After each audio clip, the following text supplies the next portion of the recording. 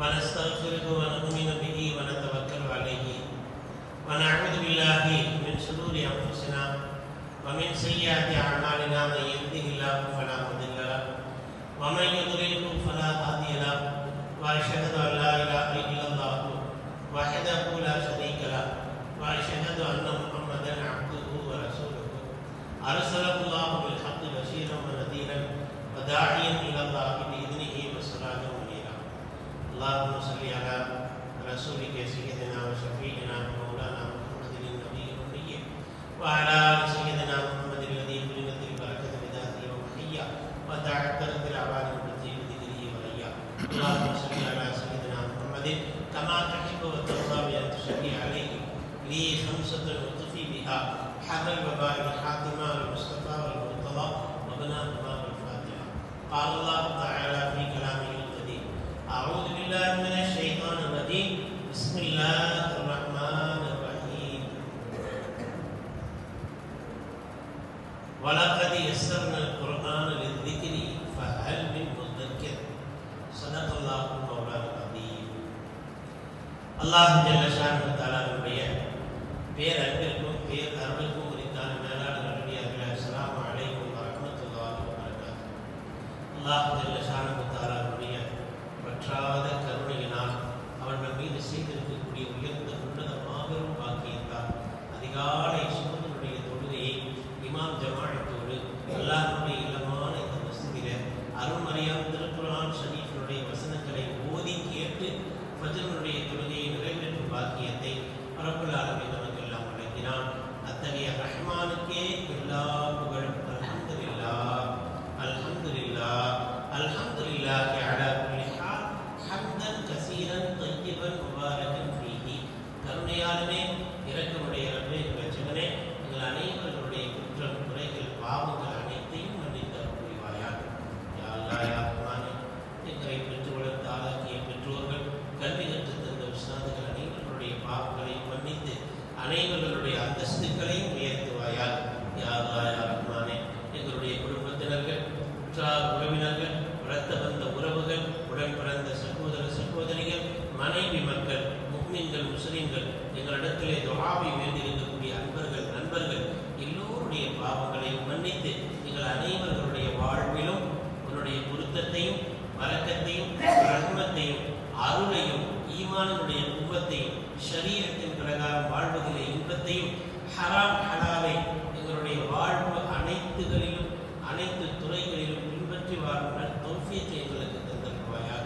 யா அல்லாஹ் யா ரஹ்மானே, உலக வேதனை, சோதனை, கபரினுடைய வேதனை, நாளை மறுமை நாளுடைய வேதனைகளை எல்லாம் நீக்கி நாளை கியாமத்திலே எங்கள் நாயகம் ஸல்லல்லாஹு அலைஹி வஸல்லம் அவர்களுடைய அன்பிற்கும் ஷஃபாஅத்திற்கும் உரித்தானவர்களாக ஆக்கி உயர்தரமான சுவனபதியிலே உன்னத நபிமார்கள், நல்லோர்கள், சித்தீகீன்கள், ஷுஹதாக்கள், வலிமார்கள் அனைவர்களோடும் இருக்கும் உன்னுடைய லிகா என்கின்ற சந்திப்பை காணும் பாக்கியத்தை எங்கள் அனைவர்களுக்கும் தந்தருள்வாயாக. ஆமீன் ஆமீன் யா ரப்பல் ஆலமீன்.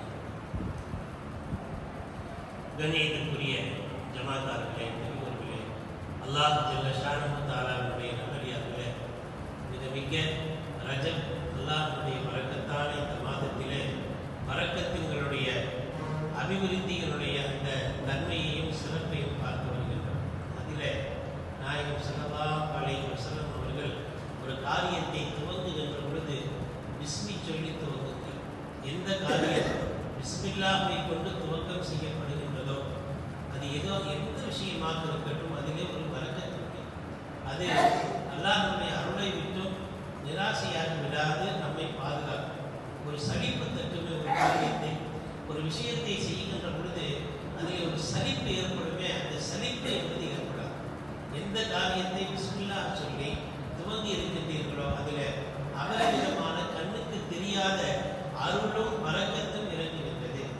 அதே போன்றுதான் சில கட்டங்களிலே பரக்கத்திற்காக நாயகம் ஸல்லல்லாஹு அலைஹி வஸல்லம் சின்ன விஷயமா இருந்தாலும் சரி, மிகப்பெரிய விஷயமாக இருந்தாலும் சரி, அதில் ஒரு பரக்கத்திற்காக வேண்டி ஒரு துவாவை சொல்லிடுவாங்க. எப்பயுமே சாதாரண உதவி செய்யறதுல, அந்த உதவி செய்யறதுல கலிமாக்கள் நிறைய அவுராதுகள் இருக்கின்றது.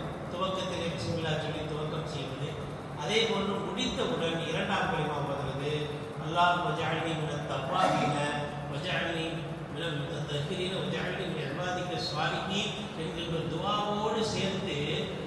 அந்த இடத்துல நாயகம் ஸல்லல்லாஹு அலைஹி வஸல்லம் துஆ செஞ்சாங்க, அல்லாஹும்ம மக்ஃபிர் தம்பகு, யா அல்லாஹ் என்னுடைய பாவத்தை மன்னிச்சு. அதே போன்று வவஸ்ஸி தாரஹு வவஸ்ஸிலி ஃபீ தாரி, என்னுடைய வீட்டை நீ விசாலமாக ஆக்கு. உது சென்று முடிச்சவனையும் அதனால தான் அதிகமான உதவுக்கள் மஸ்ஜிதுகளில் வந்து செய்வதை விட வீட்டில் செய்வது சிறந்தது. காரணம், பொது சொத்து இருக்கின்றது, பொதுவான தண்ணீர், அதிலே அல்லாஹ் ஜல்ல ஷானஹு தஆலா அவருக்கு பக்கத்தில் வீட்டை வைத்துக் கொண்டு பொது மஸ்ஜிதிலே வந்து வீண் விரயம் செய்வதை அல்லாஹ் ஜல்ல ஷானஹு தஆலா கேட்பான் என்பதாக கிதாபுகளில் எழுதியதன் காரணமாக நம்ம வீடு, நம்ம மோட்டர், நம்ம தண்ணி, அதனால் அங்கு செலவழிப்பது இருக்கின்றதே அல்லாஹ் ஜல்ல ஷானஹு தஆலா உதுவிற்காக வேண்டி செயல்படுத்துகின்ற பொழுது அதனுடைய நன்மையையும் நாம் பெற்றுக்கொள்கின்றோம் என்கின்ற அடிப்படையில் சுன்னத்து தொழுகையாக இருக்கட்டும், உதுவாக இருக்கட்டும், மற்ற இயற்கை கடன்களாக இருக்கட்டும், வெளியூர் வாசிகள் அல்லது மஸ்ஜிதிலே தங்கி இருப்பவர்கள் அல்லது அவசர தேவையுடையவர்கள் நிறைவேற்றலாமே தவிர உள்ளூர் வாசிகள் பங்களாவாக கட்டிக்கொண்டு எல்லா வசதிகளும் இருப்பவர்கள் அங்கு நிறைவேற்றிவிட்டு வருவதுதான் சிறந்தது என்பதாக கிதாபுகளிலே எழுதுகின்றார்கள். சரி, எது எப்படி இருந்தாலும் முழு பாத்ரூமிலே செய்துவிட்டு வெளியே வந்தவுடன் நாயகம் ஸல்லல்லாஹு அலைஹி வஸல்லம் அவர்கள் கற்றுத்தந்த துஆவிலே 3 மிக முக்கியமான